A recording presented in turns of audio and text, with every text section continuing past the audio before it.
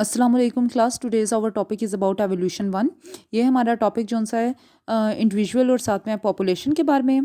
अब class first topic हमारे पास आ जाता है animals and their abiotic environment. अब क्लास इसमें सबसे पहले हैबिटॉट देखते हैं। हैबिटॉट हमारे पास क्या होता है? वो एरिया जहाँ पे एनिमल जो सा है वो रहता है, जहाँ पे उसको ऑक्सीजन उसकी अवेलेबल होती है, जहाँ पे उसको सारी लाइट, टेम्परेचर और वो सारी चीज़ें जो उसके रहने के लिए इंपॉर्टेंट होती हैं वो अवेलेबल होती हैं, उसको क्या कहते हैं? उसका हैबिटॉट कहते हैं। नेक्स्ट क्लास हमारे पास आ जाता है टेम्परेचर रेंज। अब क्लास टेम्परेचर रेंज हमारे पास क्या होता है? वो रेंज क्लास जहाँ पे वो वैल्यू जहाँ जिसको ऑर्गेनिज्म जो सा है इजीली टॉलरेट कर सकता है, जहाँ पे वो क्या कर सकता है? अपनी बॉडी के सारे फंक्शन इजीली परफॉर्म कर सकता है, उसको हम क्या कहते हैं? Tolerate range. चाहे वो क्लास टेम्परेचर की है, पीएच की है। अब क्लास उन्होंने कहा है जो at limit of temperate tolerance range, उन्होंने कहा है क्लास टॉलरेंस रेंज की जो लिमिट होगी, यानी कि फॉर एग्जाम्पल अगर किसी ऑर्गेनिज्म की पीएच है 7 से लेके 8 तक, तो क्लास उसकी टॉलरेंस रेंज कितनी है? 8 तक। 8 पे क्लास आगे जो उनकी लिमिट हो जाएगी, यानी कि यहाँ पे क्या है? लिमिट है, यानी कि वो 9 पे नहीं जानी चाहिए। लेकिन क्लास उन्होंने कहा है जब वो 8 पे पहुंच जाएगी, यानी कि लिमिट आ गया टॉलरेंस रेंज की, यहाँ पे क्या हो जाएगा क्लास? उन्होंने कहा 1 और मोर फंक्शन स्टॉप टू प्रोसीड।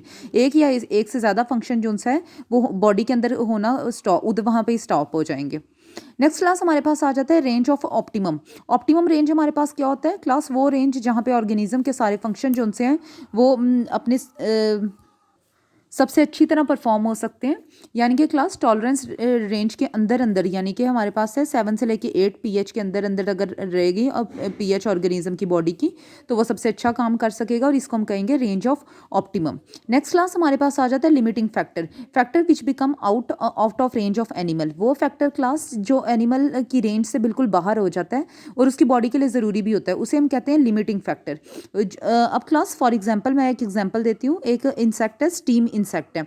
वो क्या क्लास एक जगह पे रहता है, वहाँ पे उसे शेल्टर मिलती है, वाटर करंट मिलता है। वाटर करंट यानी कि वाटर उसकी तरफ फ्लो करता है, और वाटर जब फ्लो करता है तो उसके अंदर छोटे छोटे ऑर्गेनिज्म होते हैं, उन पे वो फीड भी कर लेता है, यानी कि उसको फूड भी मिल रहा होता है, और क्लास से डिस्पर्सल ऑफ वाटर भी हो रहा होता है साथ साथ, सॉरी डिस्पर्सल ऑफ वेस्ट भी हो रहा होता है, यानी कि वेस्ट भी जो है उसकी बॉडी से एक्सक्रीट आउट हो रहा होता है उसी वाटर में। अब क्लास उन्होंने कहा है उसको वहाँ पे आयंस भी मिल रहे होते हैं ग्रोथ और डेवलपमेंट के लिए, लेकिन होता क्या वहाँ पे ऑक्सीजन की सप्लाई क्या होती है? इम्प्रॉपर हो जाती है, इनएडिक्वेट हो जाती है, यानी कि कम हो जाती है। अब क्लास सिर्फ ऑक्सीजन की सप्लाई की वजह से उसको ये सारी फैसिलिटीज़ जो हैं वो स्किप करनी पड़ती हैं एक हैबिटॉट में, क्योंकि वो उस हैबिटॉट में नहीं रह पाता, क्योंकि ऑक्सीजन की सप्लाई नहीं है। तो क्लास यहाँ पे हमारे पास जो वो फैक्टर जिसने लिमिट किया है उस हैबिटॉट को, उसको हम क्या कहेंगे? वो हमारे पास ऑक्सीजन है, इसको क्लास हम लोग लिमिटिंग फैक्टर बोलते हैं। नेक्स्ट क्लास हमारे पास आ जाता है टैक्सिस। टैक्सीज हमारे पास क्लास क्या होता है? Abiotic factor. एबायोटिक फैक्टर हमारे पास कौन से हैं? नॉन लिविंग पार्ट जो इन्वायरमेंट का होता है वो एबायोटिक फैक्टर होते हैं, जैसे लाइट हो गया, लाइट हो गई है, रेडिएशन वगैरह हो गया, कोई केमिकल हो गया। तो क्लास एनिमल क्या करता है? ओरिएंटेशन यानी कि अपनी बॉडी का पोस्चर जो सा है वो चेंज करता है किसके रिस्पॉन्स में? एबायोटिक फैक्टर के रिस्पॉन्स में। उसको हम लोग क्या कहते हैं? टैक्सिस बोलते हैं। अब क्लास फॉर एग्जाम्पल मैं एक एग्जाम्पल देती हूँ फोटोटैक्सिस की। फोटोटैक्सिस यानी कि क्लास अगर ये लाइट की तरफ जो सा है वो मूव करेगा तो इसे हम क्या कहेंगे? फोटोटैक्सिस, यानी कि लाइट को अगर ये रिस्पॉन्स करेगा। अगर क्लास लाइट की तरफ मूव करेगा तो पॉजिटिव फोटोटैक्सिस, अगर क्लास लाइट से अवे मूव करेगा तो नेगेटिव फोटोटैक्सिस।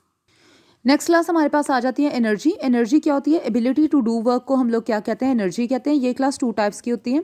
अब क्लास एनर्जी ऑर्गेनिज्म के अंदर प्रेजेंट होती है और वो क्या करती है? उसको वर्क करने में हेल्प आउट करती है। अब क्लास एनर्जी जो सी है दो चीज़ों से प्रोड्यूस होती है, ऑटोट्रॉफिक वे से या फिर हाइड्रोट्रॉफिक वे से। अब क्लास ऑटोट्रॉफ्स हमारे पास वो वाले ऑर्गेनिज्म होते हैं जो क्या करते हैं? जो अपनी एनर्जी खुद प्रिपेयर कर सकते हैं, यानी कि अपना फूड जो सा है जहाँ से वो एनर्जी लेते हैं वो खुद प्रिपेयर कर सकते हैं विद दी हेल्प ऑफ एक प्रोसेस होता है जिसे हम क्या कहते हैं? फोटोसिंथेसिस। और हेटरोट्रॉफ वो होते हैं जो क्लास अपनी एनर्जी यानी कि अपना फूड खुद प्रिपेयर नहीं कर सकते, वो क्या करते हैं? दूसरे ऑर्गेनिज्म से को फीड करते हैं और वहाँ से एनर्जी जो सी है अपनी ऑब्टेन करेंगे। नेक्स्ट क्लास आगे आ जाता है। अब क्लास एनर्जी की डिफरेंट टर्म्स लिखी हुई हैं। फर्स्ट हमारे पास आ जाती है एनर्जी बजट। हमारे पास क्या होता है वो देखते हैं। एनर्जी बजट हमारे पास होता है टोटल एनर्जी ऑफ एनिमल, यानी कि क्लास एनिमल की जो टोटल एनर्जी है, और class and description of how they use. Description यानी कि डिटेल कि उसने वो कहाँ पे यूज़ की थी, और एनर्जी जो सी है वो कितनी लॉस्ट हो गई है, उसको हम लोग क्या कहेंगे? एनर्जी बजट कहते हैं। यानी कि ऑर्गेनिज्म की टोटल एनर्जी उसने उसमें से कितनी यूज़ की, उसमें से कितनी लॉस्ट हो गई, इसको हम कहते हैं एनर्जी बजट। अब क्लास उसने कहा है कि favourable energy budget difficult to attain in temperate region. Temperate region class हमारे पास कोल्ड रीजन होता है। अब क्लास इन्होंने कहा है कि फेवरेबल एनर्जी बजट कभी भी हमें टेम्परेट रीजन में बिल्कुल भी नहीं मिलता। यानी कि क्लास अगर एनर्जी बजट क्या है, ज़्यादा है, फॉर एग्जांपल मैं कहती हूँ कि एनर्जी बजट 6 है, तो हमेशा क्या होता है, एनर्जी हमारी 4 रहती है या फिर 3 या 5 रहती है। इन्होंने कहा है कि कभी भी फेवरेबल एनर्जी बजट नहीं मिलता। इस क्यों नहीं मिलता? क्योंकि क्लास विंटर एरिया में क्या होता है कि फूड सप्लाई जो उनसी है वो बहुत ज़्यादा रिड्यूस हो जाती है विंटर की वजह से। नेक्स्ट क्लास सेकेंड हमारे पास आ जाता है एनर्जी इनटेक। अब क्लास एनर्जी इनटेक में टोटल एनर्जी एनिमल जो फूड खा इंजेस्ट करता है यानी कि फीड करता है जिस पे, उसके अंदर से टोटल एनर्जी जितनी निकलती है उसको हम क्या कहते हैं, ग्रॉस एनर्जी इनटेक बोलते हैं। और क्लास यानी कि ग्रॉस एनर्जी इनटेक बोलते हैं। अब क्लास इन्होंने कहा है उसमें से क्लास बहुत सारी एनर्जी जो सी होती है वो लॉस्ट हो जाती है एक्सक्रीशन करने में यानी कि वेस्ट मटेरियल मूव करवाने में। और क्लास बहुत सारी दूसरी एनर्जी जो सी है वो लॉस्ट हो जाती है मिनिमल मेंटेनेंस एक्टिविटीज़ में। अब क्लास वो कौन सी एक्टिविटीज़ होती हैं? अब क्लास इसमें हमारे पास आ जाता है ब्लड पंप आ जाता है, ब्लड को पंप करना, गैसेस एक्सचेंज करना, उसके बाद बहुत सारे रिपेयरिंग प्रोसेसेस आ जाते हैं। नेक्स्ट क्लास हमारे पास आ जाता है प्रोडक्टिविटी एनर्जी। अब क्लास उन्होंने कहा है कि इस सारे प्रोसेस के बाद जो हमारे पास एंड में एनर्जी बचती है, energy left after existence and excretory function, यानी कि सारे फंक्शन के बाद जो एनर्जी बचती है उसको हम क्या कहते हैं, प्रोडक्टिव एनर्जी बोलते हैं। ये जो एनर्जी होती है क्लास ये आगे यूज़ होती है, मेटिंग के लिए यूज़ होगी, ग्रोथ के लिए यूज़ होगी और केयर फॉर ऑफस्प्रिंग की केयर के लिए यूज़ होगी। उन्होंने कहा है क्लास ये वाली एनर्जी बहुत इंपॉर्टेंट होती है और ऑफस्प्रिंग के एग्जिस्टेंस के लिए। नेक्स्ट क्लास हमारे पास आ जाता है टेम्परेचर। टेम्परेचर हमारे पास क्या होता है? अब क्लास उन्होंने कहा है इन एनिमल्स को बहुत ज़्यादा जो सी एनर्जी है वो स्पेंड करनी पड़ती है बॉडी का टेम्परेचर नॉर्मल रखने के लिए, क्योंकि क्लास एक्सटर्नल इन्वायरमेंट का टेम्परेचर क्या होता है, कभी विंटर्स में चला जाता है, कभी समर में चला जाता है, कभी हॉट होता है, कभी कोल्ड होता है। तो इस वजह से बॉडी को क्या करना पड़ता है, खुद अपनी बॉडी टेम्परेचर जो है वो रेगुलेट करना पड़ता है। उन्होंने कहा है क्लास अगर टेम्परेचर जो है वो अप एंड डाउन होता रहे तो इससे क्या होता है, ओवरऑल ऑर्गेनिज्म की एक्टिविटी बहुत ज़्यादा अफेक्ट होती है, उसके अंदर जो केमिकल रिएक्शन हो रहे होते हैं वो भी अफेक्ट होते हैं। उन्होंने कहा है क्लास के ऑर्गेनिज्म को हमेशा क्या करना पड़ता है, हीट गेन करनी पड़ती है विंटर्स में, और समर्स में क्या करना पड़ता है, हीट लॉस करनी पड़ती है। उन्होंने कहा बॉडी टेम्परेचर कभी भी जो है वो कांस्टेंट नहीं रहता, जो ऑर्गेनिज्म होता है उसे क्या करना पड़ता है, उसको कांस्टेंट करना पड़ता है with the help of different mechanism. अब क्लास ये समर्स में लॉस करता है, अपनी बॉडी से हीट लॉस करेगा, और वो किस तरह करेगा, in the form of infrared radiation या फिर हीट रेडिएशन की फॉर्म में, या फिर क्लास ये क्या करेगा, एयर के पार्टिकल्स के अंदर जब भी क्लास हीट को ट्रांसफ़र किया जाता है उसको कन्वेक्शन बोलते हैं, या फिर क्लास इवेपोरेटिव हीट से। इवेपोरेटिव हीट का तो सबको पता है कि जैसे क्लास स्वेटिंग होती है, स्वेटिंग के मालिक्यूल जब क्या यानी कि बॉडी क्या करती है, वाटर जो है सेक्रीट करती है, जब वो क्या करते हैं बॉडी से हीट लेकर इवेपोरेट करते हैं तो कूलिंग इफेक्ट आता है, तो इसको कहते हैं इवेपोरेटिव कूलिंग कहते हैं।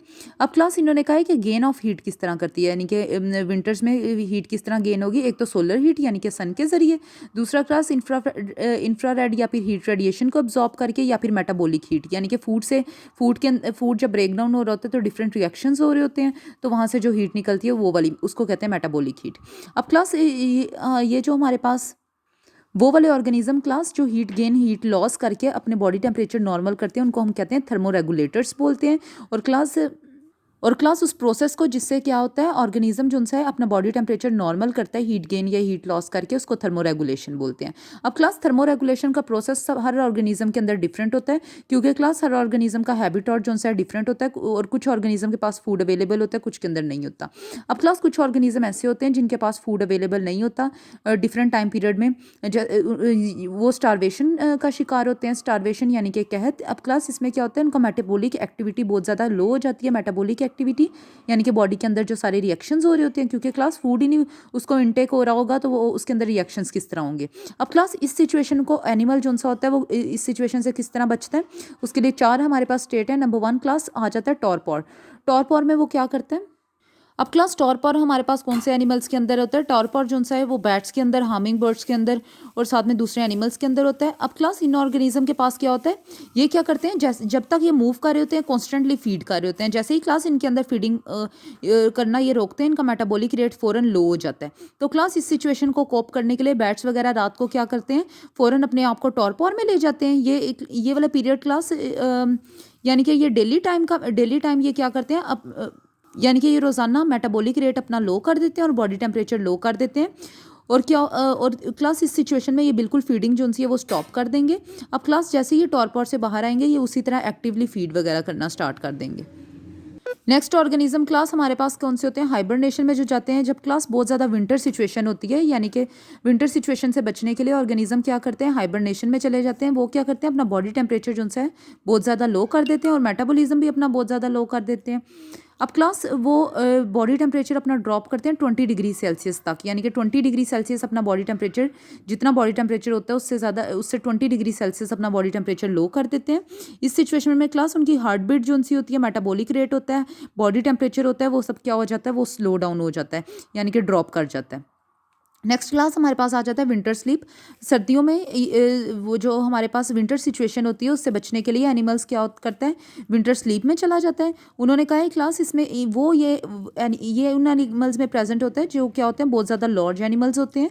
तो क्लास वो क्या करते हैं? बहुत ज़्यादा फूड की इंटेक करते हैं और क्लास फूड ज़्यादा इंटेक करने की वजह से जो एनर्जी के सोर्सेज हैं, रेजरवायर हैं, एनर्जी जो उनसी होती है वो उनके अंदर क्या हो जाती है? वो रिजर्व हो जाती है, यानी कि वो क्या कर लेते हैं? एनर्जी को अपने अंदर स्टोर कर लेते हैं और क्लास फिर स्लीप कंडीशन में चले जाते हैं। अब क्लास इस सिचुएशन में कभी भी इनका टेम्परेचर ड्रॉप नहीं होगा। क्यों नहीं ड्रॉप होगा? क्योंकि एनर्जी पहले से इनके अंदर स्टोर हो चुकी है और वो एनर्जी क्या करेगी? क्लास इसके बॉडी टेम्परेचर को नॉर्मल रखेगी।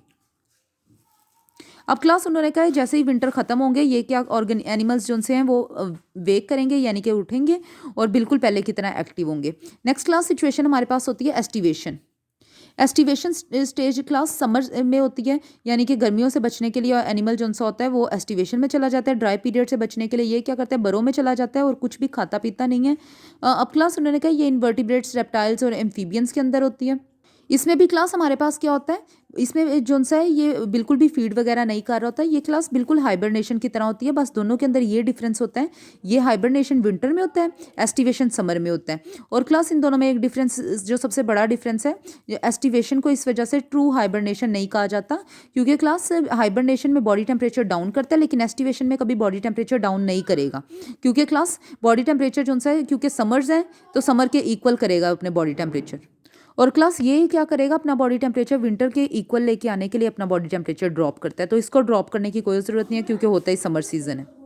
नेक्स्ट क्लास हमारे पास एबायोटिक फैक्टर 3 तरह के होते हैं, वाटर, लाइट और सॉइल होता है। अब क्लास सबसे पहले वाटर देखते हैं। उन्होंने कहा वाटर की वजह से ऑर्गेनिज्म के अंदर सारे प्रोसेसेस हो रहे होते हैं। उन्होंने कहा है क्लास अगर वाटर जो है बॉडी से लॉस्ट भी करे तो उसको फर्दर रिप्लेस किया जा सकता है, यानी कि वाटर दोबारा एब्जॉर्ब किया जा सकता है। नेक्स्ट क्लास लाइट आ जाते हैं। उन्होंने कहा अमाउंट ऑफ लाइट और light length of light period change. उन्होंने कहा है क्लास पूरा दिन में यानी कि अगर क्लास हम लोग सीजनली देखें विंटर्स में तो लेंथ ऑफ लाइट पीरियड, यानी कि class day time length of light period, यानी कि क्लास हमारे पास डे टाइम की बात हो रही है। उन्होंने कहा है कि विंटर में क्या होता है? लेंथ ऑफ लाइट पीरियड कम हो जाता है जबकि समर्स में ज़्यादा होता है। तो उन्होंने कहा ये एनिमल्स की एक्टिविटी के ऊपर अफेक्ट करती है। और क्लास इन्होंने कहा ये लाइट जो सी होती है, लाइट की वजह से एनिमल्स बहुत ज़्यादा एक्टिविटीज़ जो उनसी है वो परफॉर्म कर रहा होता है। जैसे क्लास ही रिप्रोडक्शन भी करता है लाइट को देखते हुए, माइग्रेशन कर रहा होता है लाइट को देखते हुए। नेक्स्ट क्लास हमारे पास आ जाता है सॉइल्स। उन्होंने कहा soil texture, amount of organic metal और फर्टिलिटी। Next class water holding capacity. ये सब चीज़ें सॉइल के अंदर होती हैं। उन्होंने कहा ये क्या करती हैं?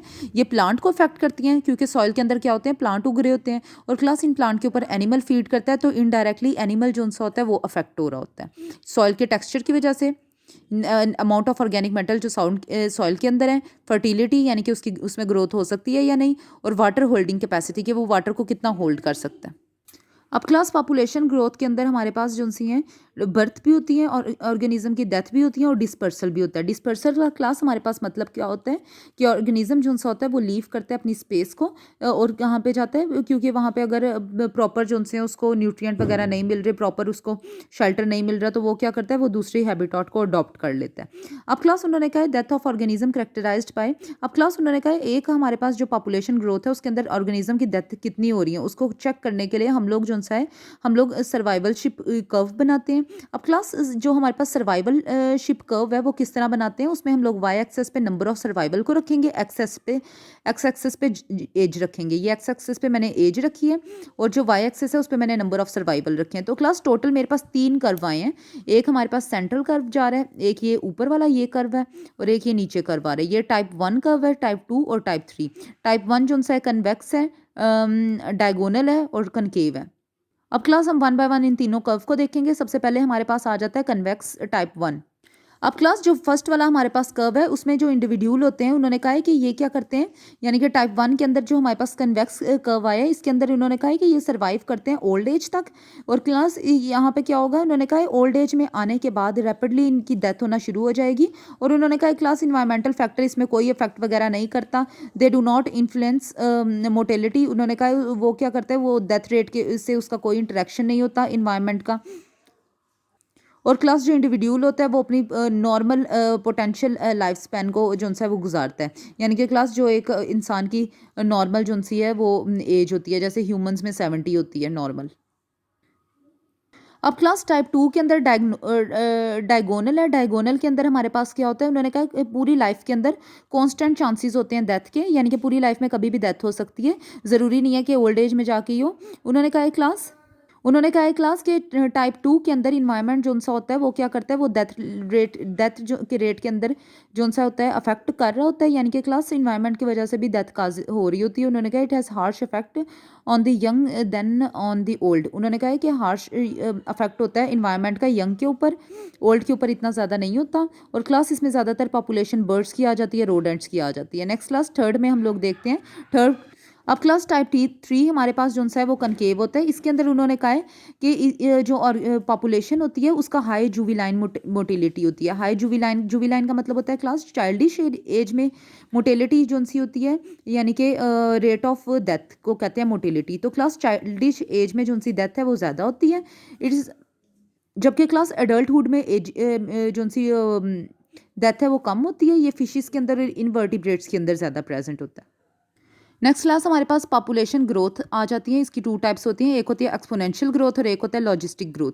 तो सबसे पहले एक्सपोनेंशियल ग्रोथ देखते हैं। इन्होंने कहा है क्लास इसमें क्या होती है, increase of population bye same ratio per unit area. इन्होंने कहा है क्लास एक यूनिट एरिया के अंदर जो पॉपुलेशन हो रही होती है वो सेम रेशो के साथ इंक्रीज हो रही होती है, यानी कि सेम रेट के साथ। Different population have different potential to grow, लेकिन क्लास उन्होंने कहा है कि हर अलग अलग पॉपुलेशन की अलग अलग स्पीड होती है ग्रो करने की, लेकिन क्लास वो हमेशा क्या करती है, सेम रेट के साथ जब ग्रो कर रही होती है उसको हम लोग कहते हैं एक्सपोनेंशियल ग्रोथ।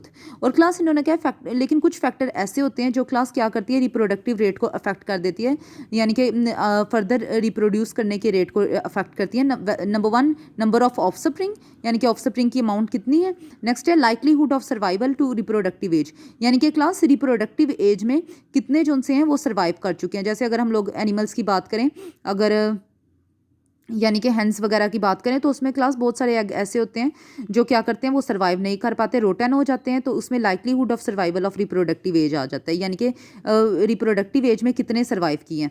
नेक्स्ट क्लास हमारे पास आ जाते हैं ड्यूरेशन ऑफ रिप्रोडक्टिव पीरियड, यानी कि रिप्रोडक्टिव पीरियड की टाइम ड्यूरेशन कितनी है। अगर ज़्यादा है तो फिर क्लास उसका रेट स्लो हो जाएगा, अगर थोड़ा है तो उसकी रेट जो है वो स्पीड अप होगा।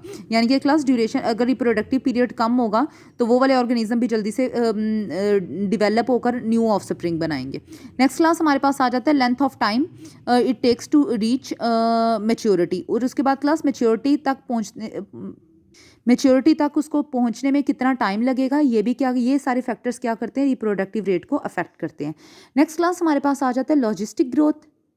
अब क्लास इसके अंदर क्या होता है, वो सेम रेट के साथ, जो एक्सपोनेंशियल ग्रोथ के अंदर है वो सेम रेट के साथ ग्रो कर रही है, यानी कि एक जो पॉपुलेशन है उसके अंदर 10 ऑर्गेनिज्म जो से हैं वो हमेशा क्या करते हैं, ग्रो करते हैं। अब क्लास 5 की डेथ होगी तो साथ ही 5 न्यू ऑर्गेनिज्म आ जाएंगे, यानी कि क्लास हमेशा एवरेज रेट क्या रहेगा, 10 रहेगा। लेकिन क्लास इसमें लॉजिस्टिक ग्रोथ में क्या होता है, पॉपुलेशन जो सी है वो बढ़ेगी, इतनी ज़्यादा हो जाती है कि क्लास वो पॉपुलेशन उस एरिया की कैरिंग कैपेसिटी तक पहुँच जाती है। कैरिंग कैपेसिटी क्या होता है class, population size that a particular environment support, यानी कि क्लास उस इन्वायरमेंट के अंदर इतनी ऑक्सीजन है, इतनी रिसोर्सेज हैं कि वो जो उनसे है वो 5 ऑर्गेनिज्म को क्या करें, अब वहाँ पे रख सके। तो इस 5 क्या कहेंगे, इसको मैं कहूँगी कि ये कैरिंग कैपेसिटी है उस एरिया की। लेकिन क्लास लॉजिस्टिक ग्रोथ में क्या होता है कि वो ऑर्गेनिज्म जो उनसे है वो 5 तक भी पहुँच कर फर्दर उनकी ग्रोथ शुरू हो जाती है। तो क्लास जो इन्वायरमेंट होता है उसको सपोर्ट नहीं कर पाता, उसको हम लोग क्या कहते हैं, लॉजिस्टिक ग्रोथ कहते हैं। अब क्लास इन्होंने कहा है कि कैरिंग कैपेसिटी जो है उसको सिंबलाइज करते हैं के साथ। There are many environmental resistance, उन्होंने कहा बहुत सारे इन्वायरमेंटल रेजिस्टेंस होती हैं, यानी कि इन्वायरमेंट में रुकावटें होती हैं। जैसे कि हमारे पास रेजिस्टेंस आर फूड हो जाता है, यानी कि फूड की वजह से क्लास फूड कम पड़ जाता है, स्पेस कम पड़ जाती है। और इन्होंने कहा ये चीज़ें क्या करती हैं, पॉपुलेशन ग्रोथ को अफेक्ट करती हैं। और क्लास ये चीज़ें जैसे ही कम पड़ती हैं, इसका मतलब है कि उस एरिया की कैरिंग कैपेसिटी जो उनसी है वो आ गई है। यानी कि क्लास अगर 10 एप्पल्स हैं, 10 एप्पल जो उनसे हैं वो ऑर्गेनिज्म ने फीड कर लिया, अभी भी बाकी ऑर्गेनिज्म बचे हुए हैं लेकिन उनके फीड करने के लिए कुछ नहीं बचा, यानी कि अब उसकी कैरिंग कैपेसिटी खत्म हो गई है।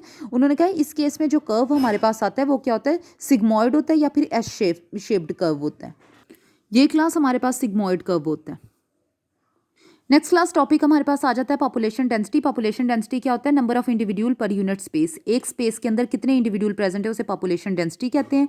पॉपुलेशन डेंसिटी में क्लास 2 तरह के फैक्टर पाए जाते हैं। नंबर 1 डेंसिटी इंडिपेंडेंट फैक्टर, यानी कि क्लास जितने मर्जी ऑर्गेनिज्म वहाँ पर आ जाए उन फैक्टर्स के ऊपर कोई असर नहीं होगा। और क्लास दूसरे हैं कि फैक्टर जो उनसे होते हैं वो क्या होते हैं, पॉपुलेशन की वजह से इफेक्ट होना शुरू हो जाते हैं। अब क्लास वो factor which are not influenced by density of population, यानी कि जितने मर्जी पॉपुलेशन में ऑर्गेनिज्म आ जाए उसके फैक्टर्स के ऊपर कोई असर नहीं होगा, उसके पॉपुलेशन इंडिपेंडेंट फैक्टर कहते हैं। जैसे क्लास वेदर कंडीशन है, उन्होंने कहा वेदर कंडीशन के ऊपर कोई भी इस फैक्टर के ऊपर कोई असर नहीं होता। Cold winter with snow destroy population of lizard, उन्होंने कहा है इससे क्या होता है, लिजर्ड की पॉपुलेशन डिस्ट्रॉय हो जाती है। लेकिन क्लास इससे क्या होता है, और बहुत सारी क्लास परसेंटेज जो सी होती है वो क्या हो जाती है, फ्रीज हो जाती है और उसकी डेथ हो जाती है।